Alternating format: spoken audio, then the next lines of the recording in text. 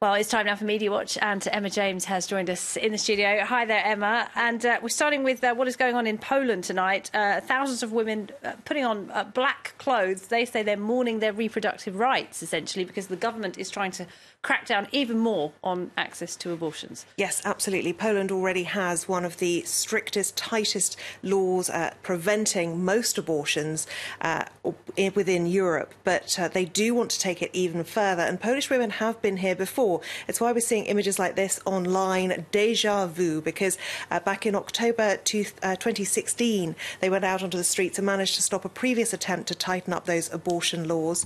Amnesty International publicising this with a petition as well, saying that it is dangerous to restrict it even further because, as it stands, only women who have got pregnant as a result of rape or incest, or if their life is in danger, or if there is severe or fatal fetal impairment, can actually get terminations in Poland right now. The new laws that they're talking about could actually carry with them a 5-year jail term for people who have a termination. It could also lead to prosecutions for anyone who helps them get to the abortion clinic and for doctors who carry it out. So really a huge change in the laws there. Women taking to the streets, this woman saying she is proud to be a woman in Poland. Back again for women's rights. Shani protesters, black protest, because of course they're wearing black, as you said, to mourn their rights. Notice the fact that she's using the hashtag #MeToo as well, because this really does fly in the face of how the rest of the world is treating women's rights and freedoms right now. This poster out on the streets in Poland too, which I thought was rather nice. Rather than girls just want to have fun, as the famous song says, girls just want to have fundamental human rights. I'm sure Cyndi Lauper wouldn't disagree with that. Absolutely. And this woman earlier today tweeted that she was going to go and join the protests just to show them that Handmaid's Tale was a grim dystopia, not a manual, because, of course, that is rather what it looks like. Now, as for whether or not this does actually is out of step with Polish people, it is rather hard to gauge. It's a very Catholic country, isn't it, Poland? It is a very Catholic country, and, of course, abortion is deemed to be a sin by Catholicism.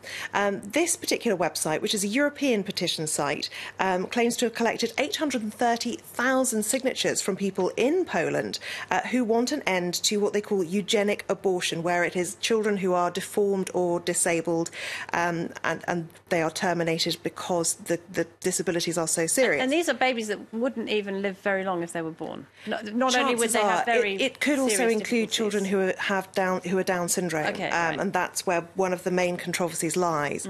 And according to this website, that is one of the biggest record number ever collected in Poland for any pro-life initiative.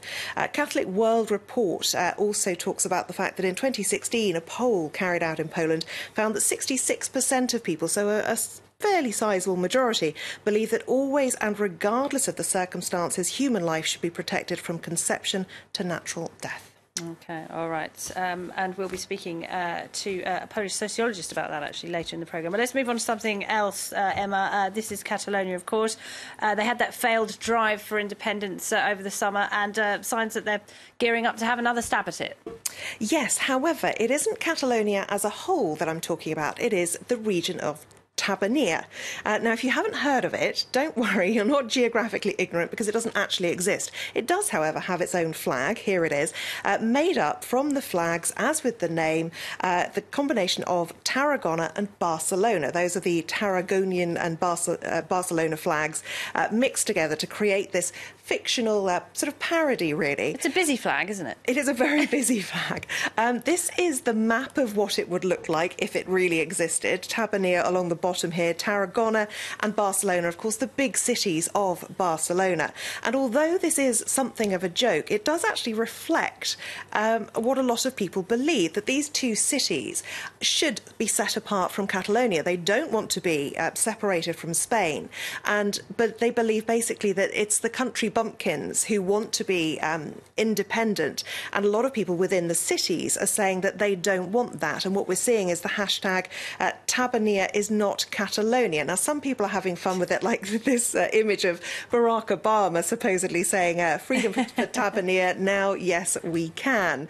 Of course, close to his heart, I'm sure. Yes, others taking it very much more seriously. Tabanians do not need deluded supremacists from the countryside telling them what their rights should be. Catalan populists out of Tabanea.